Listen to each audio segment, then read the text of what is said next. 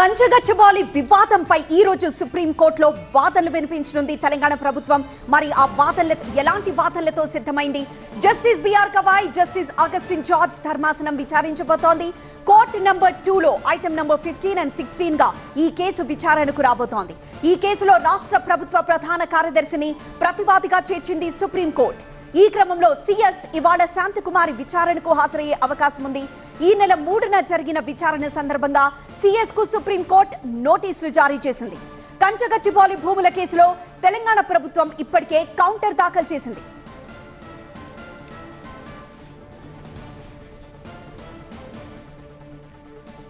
మరింత సమాచారం మా ప్రతినిధి గోపీకృష్ణ లైవ్ ద్వారా మరింత డీటెయిల్స్ అందిస్తారు. గోపీకృష్ణ, ఇవాళ సుప్రీంకోర్టులో విచారణ జరగనుంది. ఈ నేపథ్యంలో తెలంగాణ గవర్నమెంట్ ఎలాంటి వాదనలతో సిద్ధమైంది?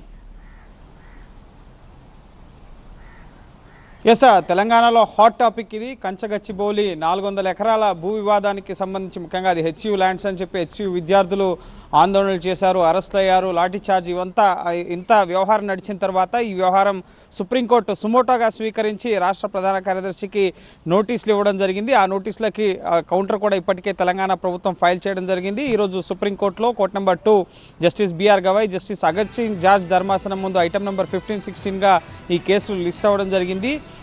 ముఖ్యంగా ఐటమ్ నెంబర్ 15గా బీది చేంజ్ ఫర్ అనే ఒక ఆర్గనైజేషన్ కొత్తగా పిటిషన్ ఫైల్ చేయడం జరిగింది ఏప్రిల్ 7వ తేదీన. అంతకుముందు 3వ తేదీనే సుమోటోగా ఈ కేసు టేకప్ చేసిన ధర్మాసనం సిఎస్కు నోటీసులు ఇవ్వడం జరిగింది. సో సిఎస్ కూడా ఈరోజు కోర్టు విచారణకి శాంతకుమార్ ఇప్పటికే ఢిల్లీలో ఉన్నారు, ఆవిడ కూడా హాజరయ్యే అవకాశం ఉంది. ప్రధానంగా కౌంటర్లో ముఖ్యంగా ఇవి అటవీ భూములు కాదు, రెవెన్యూ భూములు, ప్రభుత్వ రికార్డుల్లో ఉన్న భూములు, అక్కడ ఎటువంటి అడవులు కూడా లేవు అన్న అంశాన్ని తెలంగాణ రాష్ట్ర ప్రభుత్వం స్పష్టం చేసినట్లుగా తెలుస్తోంది. అక్కడ ముఖ్యంగా కొన్నేళ్లుగా ఈ 400 ఎకరాల భూమికి సంబంధించి న్యాయ వివాదం నడిచింది. సో అందుకే అక్కడ చెట్లు, ముళ్ల పొదలు ఇవన్నీ కూడా మొలిచాయి. కంచె వేసే ఏర్పాట్లో భాగంగానే అక్కడ క్లియరింగ్ పనులు మేము చేపట్టామన్న అంశాలను కూడా అఫిడవిట్లో కౌంటర్ అఫిడవిట్లో పేర్కొన్నట్లుగా తెలుస్తుంది. అలాగే అక్కడ ముఖ్యంగా ఎటువంటి చెట్లను ఇటు జంతుజాలానికి నష్టపరిచే విధంగా కూడా ప్రభుత్వం ఎటువంటి చర్యలు తీసుకోలేదన్న విషయాన్ని కూడా కోర్టుకు తెలిపినట్లుగా తెలుస్తుంది. సో ఈరోజు కోర్టు ఎటువంటి ఉత్తర్వులు ఇవ్వబోతోంది, ఎందుకంటే తదుపరి ఆదేశాలు వచ్చేంత వరకు ఎటువంటి పనులు కూడా అక్కడ చేపట్టొద్దు, ఒకవేళ చేపడితే వ్యక్తిగతంగా సిఎస్పై చర్యలు తీసుకుంటామని చెప్పి గతంలో సుప్రీంకోర్టు హెచ్చరించిన నేపథ్యంలో తెలంగాణ ప్రభుత్వం అక్కడ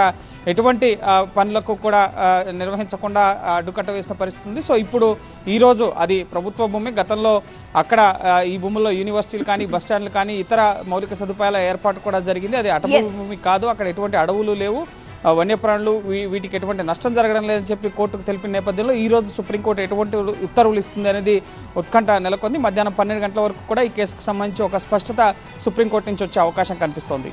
ఎస్ గోపీకృష్ణ.